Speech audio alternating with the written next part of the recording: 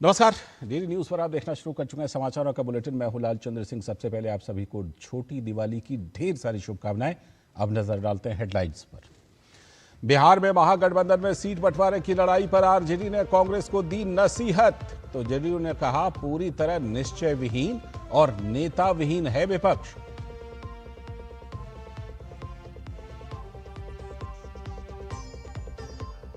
भाजपा ने टीएमसी पर चुनावी लूट का लगाया आरोप।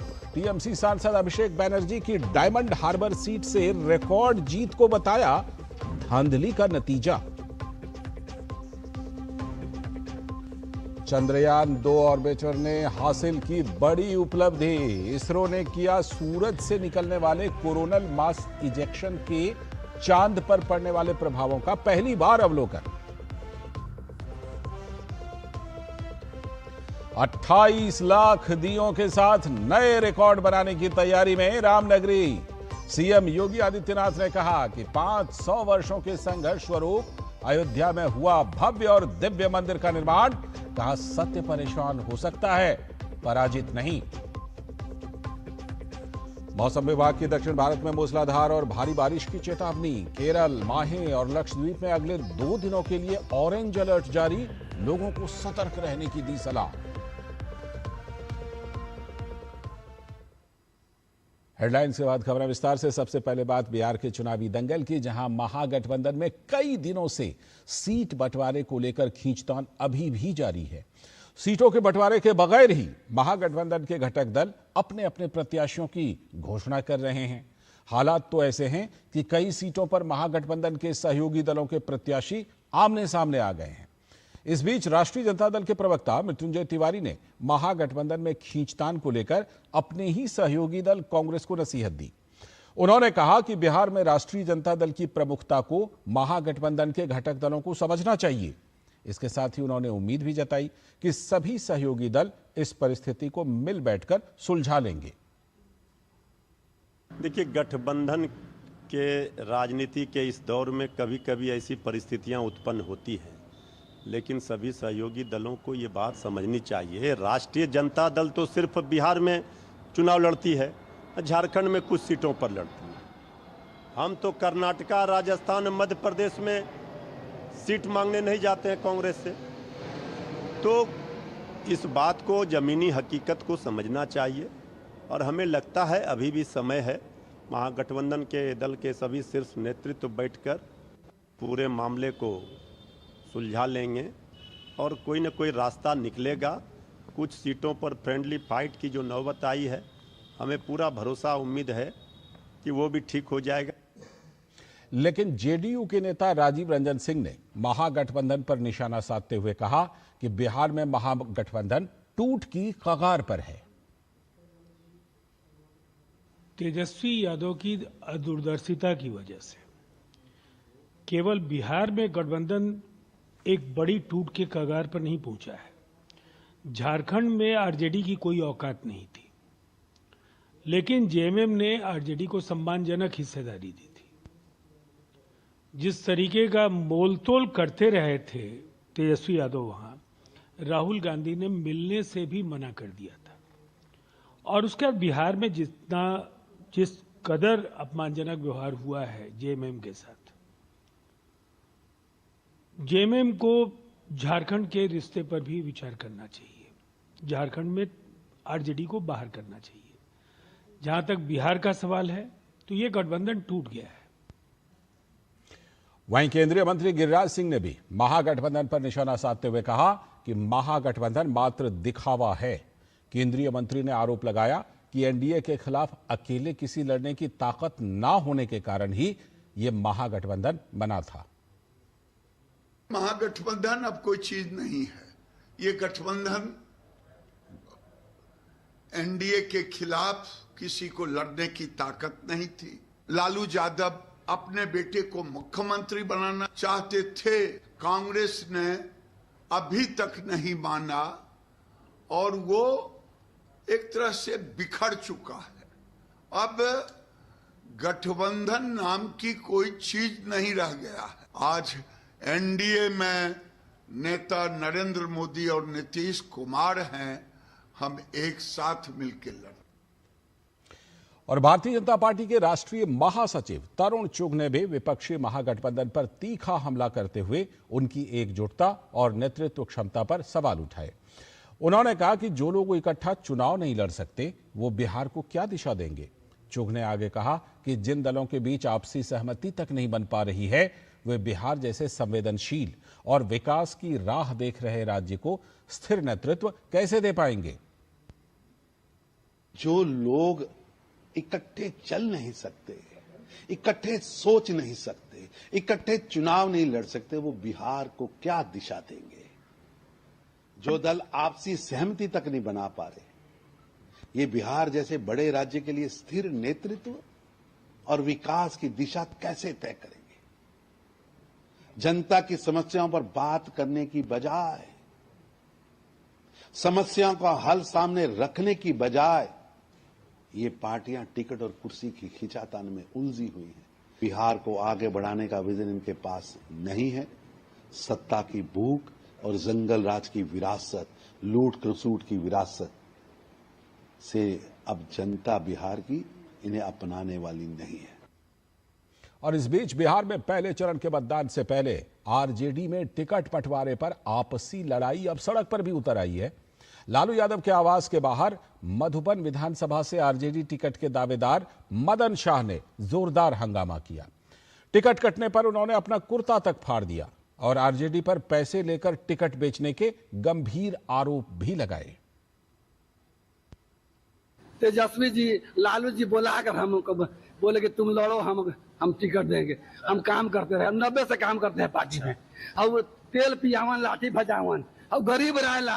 जमीन जो है ना 2 बीघा बेचे है 4 लाख रुपए काठा में, वह जमीन जो है 2 करोड़ रुपए काठा है। बाप रे बाप, बाप रे बाप। रोक क्यों रहे? आपसे लालू जी से बात हुई थी। लालू जी कहे थे कि तू लड़िए, मतलब तू लड़िए। मीसा भारती कही थी कि तू लड़िए भैया। उनके पति कहे कि तू लड़िए, तू सीट निकाल ले। सरकार नहीं बनेगा इसका, ये 25 को बस्ती बन जाएगा लालू। इस बीच चुनाव आयोग ने बिहार विधानसभा चुनाव और 8 विधानसभा सीटों पर होने वाले उपचुनाव के लिए नियुक्त किए गए पर्यवेक्षकों को पूरी चुनावी प्रक्रिया में कड़ी निगरानी रखने के निर्देश दिए हैं। चुनाव आयोग ने जानकारी दी कि बिहार विधानसभा चुनाव के पहले चरण के लिए 121 सामान्य पर्यवेक्षक और 18 पुलिस पर्यवेक्षक नियुक्त किए गए हैं, तो वहीं दूसरे चरण के लिए 122 सामान्य पर्यवेक्षक और 20 पुलिस पर्यवेक्षक तैनात किए गए हैं। इसके साथ ही 8 विधानसभा सीटों पर उपचुनाव के लिए 8 सामान्य और 8 पुलिस पर्यवेक्षक भी नियुक्त किए जाएंगे। चुनाव आयोग ने सभी पर्यवेक्षकों को पूरे चुनावी माहौल पर नजर रखने और हर प्रत्याशी को समान अवसर उपलब्ध कराए जाने के निर्देश जारी किए। अब बात पश्चिम बंगाल की, जहां डायमंड हार्बर सीट से तृणमूल सांसद अभिषेक बनर्जी की रिकॉर्ड जीत पर अब सियासी बवाल मच गया है। भाजपा के नेता अमित मालवीय ने इस जीत को चुनावी लूट का नतीजा बताया है। मालवीय ने एक्स पर पोस्ट कर आरोप लगाया कि पूर्व पीठासीन अधिकारी स्वपन मंडल के खुलासे से यह साफ है कि चुनाव के दौरान सुनियोजित तरीके से विपक्षी मतदाताओं को मतदान से रोका गया। ईवीएम मशीनों में विपक्षी उम्मीदवारों के बटन पर काला टेप लगाया गया और मृत या अनुपस्थित मतदाताओं के नाम पर फर्जी वोट भी डाले गए। उन्होंने सवाल उठाया कि अगर सब कुछ पारदर्शी है तो मुख्यमंत्री ममता बनर्जी एसआईआर प्रक्रिया का विरोध क्यों कर रही हैं। अमित मालवीय का दावा है कि टीएमसी की बढ़त फर्जी वोटों के सहारे ही बनाई गई और पारदर्शी जांच होने पर यह खुलासा हो जाएगा। उन्होंने कहा कि लोकतंत्र की बहाली के लिए इस लूट मॉडल को खत्म करना जरूरी है। और अब बात जीएसटी बचत उत्सव की।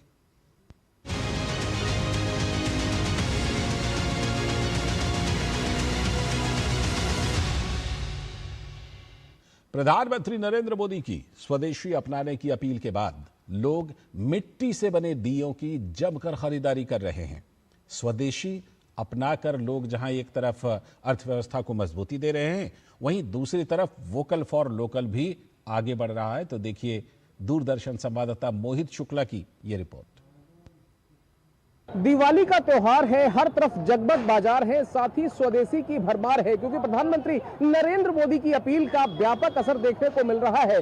लोग दिल्ली की सड़कों पर खरीदारी करने के लिए निकले हुए हैं। लोग स्वदेशी को यहां प्रमुखता दे रहे हैं। अब से कई सालों पहले आपने देखा होगा कि लोग खरीदारी करते थे, अपने घरों को जगमग करते थे। किससे करते थे? वो चाइनीज लाइटों से। लेकिन इस बार आप देखिए, लोग जमकर दियों की खरीदारी कर रहे हैं, क्योंकि दिए से ही दिवाली है, और जब दिवाली है तो फिर खरीदारी भी जम के होगी। बहुत स्वागत है। क्या नाम है आपका? नितिन वर्मा।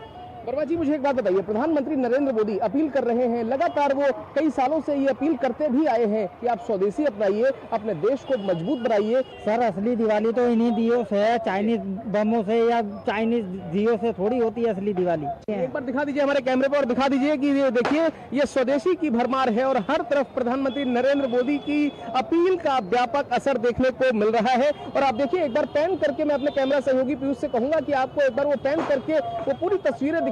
और आप देखिए, दिल्ली का ये सदर बाजार, जामा मस्जिद, चांदनी चौक का इलाका हर तरफ इसी तरीके से गुलजार नजर आ रहा है।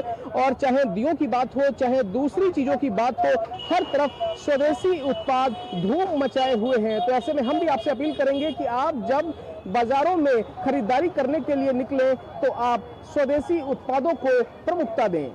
दिल्ली से कैमरा पर्सन पीयूष के साथ मैं मोहित शुक्ला, दूरदर्शन न्यूज। और इस त्योहारी माहौल में कपड़ा व्यापारियों की उम्मीदों को भी पंख लग गए हैं, जिसकी बड़ी वजह है जीएसटी बचत उत्सव। जीएसटी की नई दरों के लागू होने से व्यापारियों को न सिर्फ अपने कारोबार में बड़े उछाल की उम्मीद है, बल्कि वे इसे ग्राहकों के लिए भी एक बड़ा तोहफा मान रहे हैं। दिल्ली का दिल कहे जाने वाले करोल बाग के कपड़ा बाजार में इस उत्सव को लेकर क्या तैयारियां हैं और व्यापारी कितने उत्साहित हैं, इसी का जायजा लिया है हमारे संवाददाता अंकित मिश्रा ने।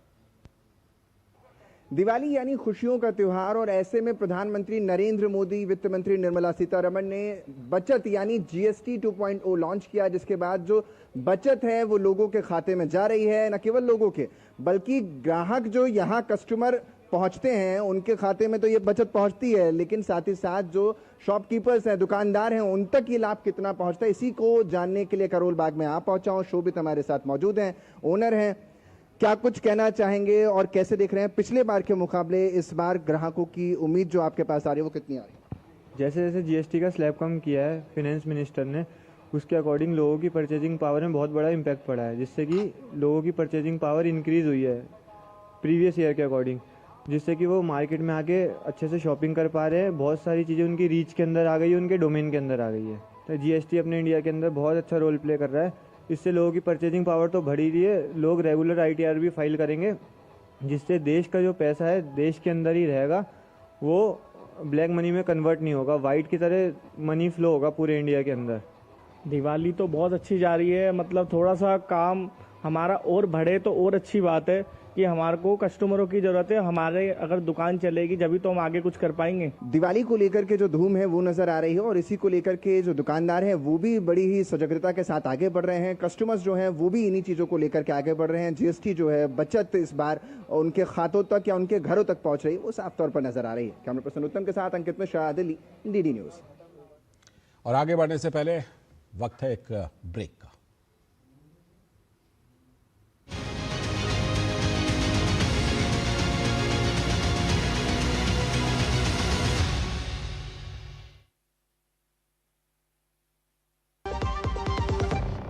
राष्ट्रीय पर्व दीपावली की आप सबको बहुत बहुत शुभकामनाएं। आप सभी देशवासियों को दीपावली की बहुत बहुत शुभकामनाएं। भाभी जी, नया टीवी, वो भी इतना बड़ा। जब सपने बड़े हो तो फिर टीवी छोटा क्यों? नए जीएसटी से टीवी हुआ 3500 रुपए तक सस्ता। नया जीएसटी दिल को करे हल्का और जेब को भारी। भारत मना रहा है बचत उत्सव, बधाई हो बधाई। हर घर खुशहाली, जीएसटी बचत उत्सव वाली।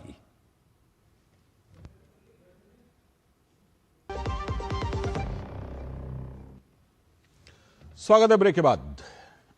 आगे की बड़ी खबरों में गोवा में दीपावली की तैयारियां जोरों पर हैं। कल सुबह पारंपरिक नरकासुर दहन के साथ दीपावली मनाई जाएगी।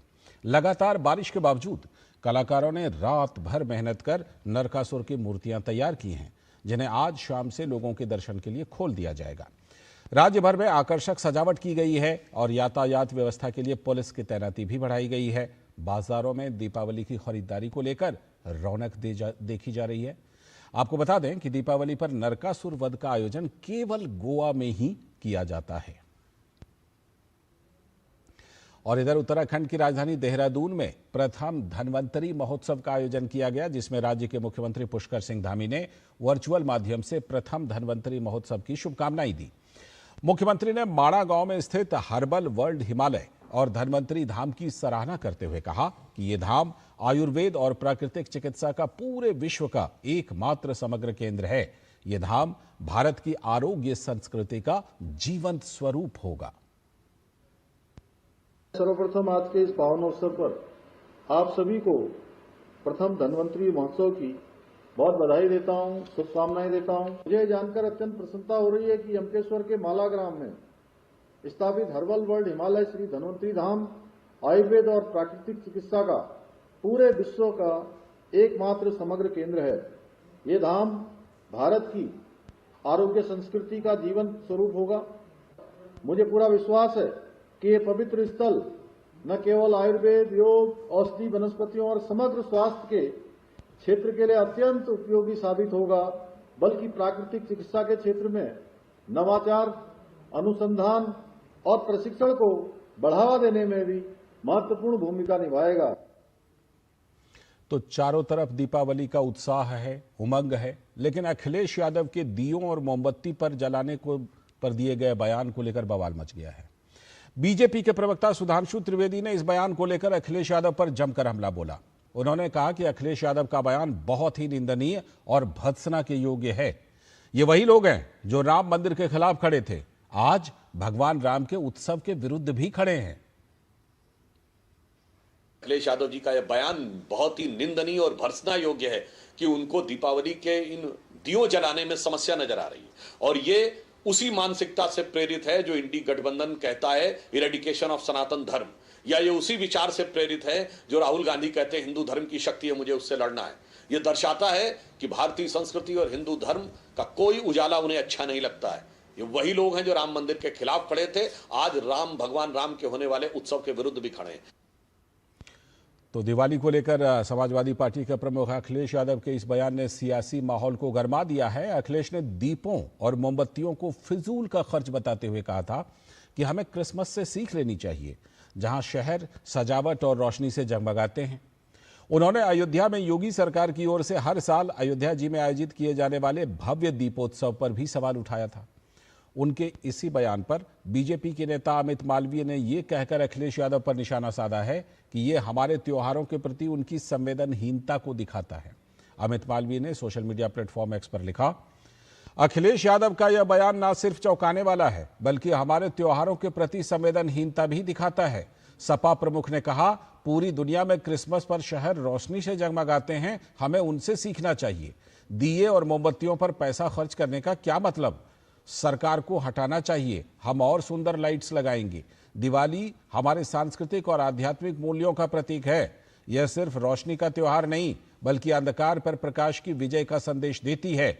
दिए और मोमबत्तियां हमारी परंपरा का हिस्सा हैं, जिनमें घर घर की भावना और श्रद्धा जुड़ी होती है। इन्हें पैसे की बर्बादी कहना न सिर्फ अनुचित है बल्कि हिंदू आस्था का अपमान भी है। त्योहारों की तुलना करने के बजाय अखिलेश यादव को भारत की विविध परंपराओं का सम्मान करना चाहिए। यही सच्ची धर्मनिरपेक्षता है। और अब बात अच्छे बदलाव की।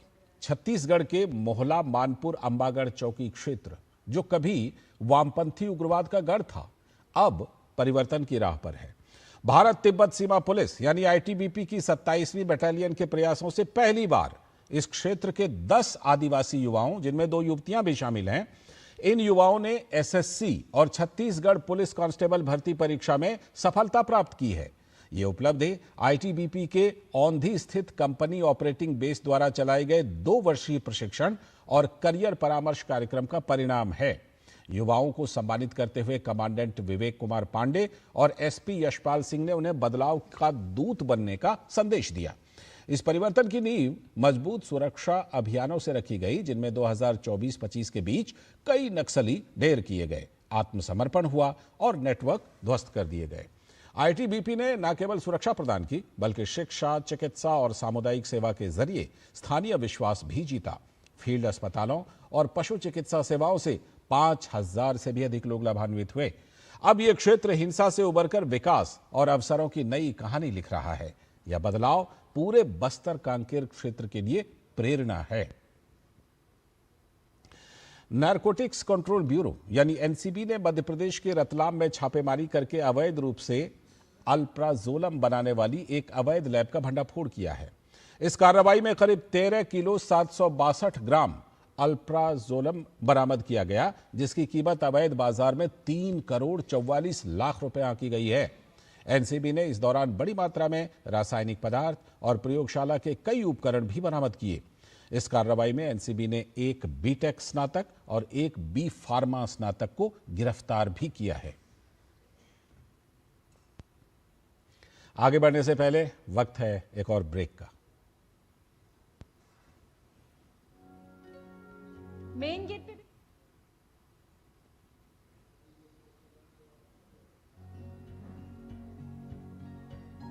हाँ बोल। माँ, यू सारी lights full on Diwali vibe, हाँ? इतना प्रिटी लग रहा है। सब बहुत याद कर रहे हैं तुझे, पर तू है कि अपने काम में ही खोई हुई है। तुझे आज यहाँ होना चाहिए था। आई मिस यू टू माँ।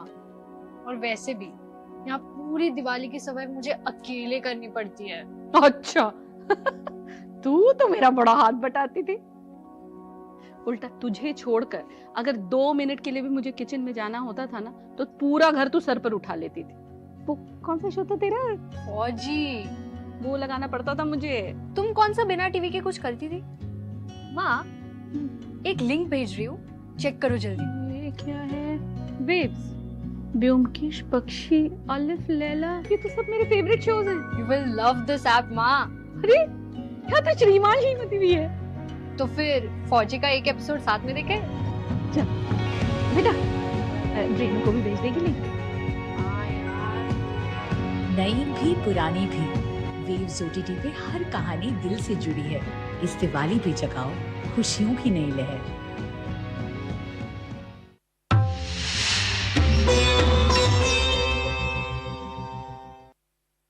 है जन जन की संघर्षों के कुछ किस्से, कहानी कुछ सफलताओं की, अनकही विरासत की, उम्मीदें नए भारत की। महीने के आखिरी रविवार का रहता है इंतजार।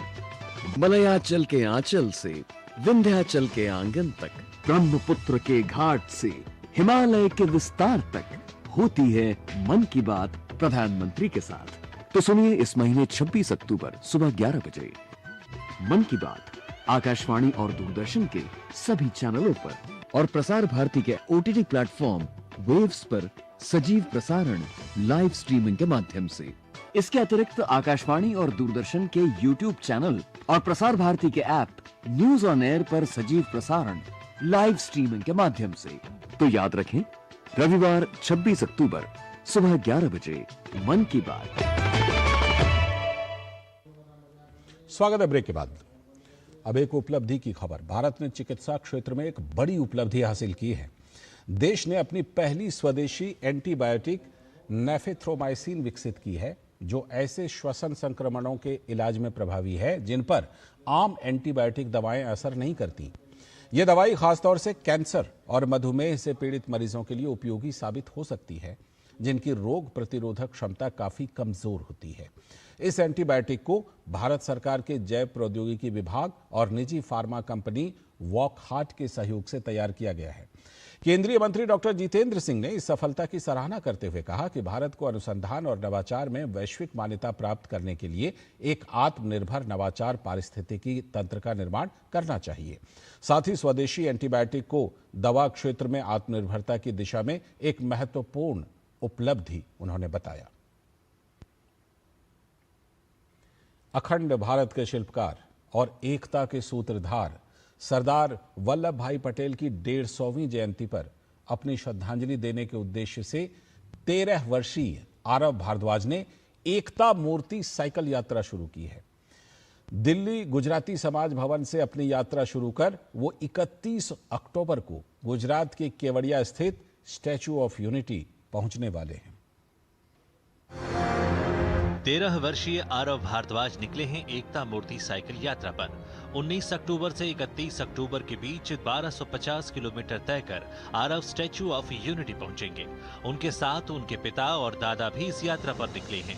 सरदार वल्लभ भाई पटेल की 150वीं जन्म जयंती पर दिल्ली गुजराती समाज भवन से इसकी शुरुआत की गई। मैं जहाँ जहाँ से गुजरूंगा मैं वहाँ पर लोगों को एकता का संदेश दूंगा और मैं लोगों को एनकरेज करूंगा कि उन्हें हमारे फ्रीडम फाइटर्स को श्रद्धांजलि अर्पित करनी चाहिए, उन्हें रिस्पेक्ट करनी चाहिए और बच्चों को वीडियो गेम्स खेलने के बजाय उन्हें स्पोर्ट्स में ज़्यादा ध्यान देना चाहिए और देश का नाम रोशन करना चाहिए। ये जो हमारी यात्रा है ये है, इसका उद्देश्य है सरदार वल्लभ भाई पटेल जो हमारे आयरन मैन ऑफ इंडिया है उनकी 150वीं जयंती को श्रद्धांजलि अर्पित करने के लिए मेरा बेटा जो है 13 साल का वो यहाँ से लेके और स्टैच्यू ऑफ यूनिटी केवड़िया तक साइकिल चलाएगा। ये जो यात्रा है ये आज यहाँ से शुरू होगी और 30 अक्टूबर को हम स्टैच्यू ऑफ यूनिटी केवड़िया पहुँचेंगे। 31 तारीख को वहाँ पे आरव सरदार वल्लभ भाई पटेल जी की जो स्टैच्यू है स्टैच्यू ऑफ यूनिटी वहाँ पे श्रद्धांजलि अर्पित करेगा। इस अवसर पर पहुंचे नेफेड के निदेशक ने कहा कि यह यात्रा देश के नौनिहालों को राष्ट्रीय एकता और खेल के प्रति उत्साहित करेगी।